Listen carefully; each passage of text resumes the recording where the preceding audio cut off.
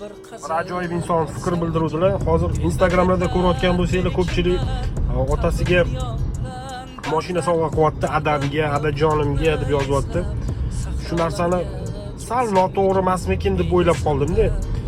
Yomonlash emas, shunchaki prosta adasiz umringizda haydamagan mashinani mana men olib berdim degandek bo'lib qolmayaptimikin? Nima deb o'ylaysizlar?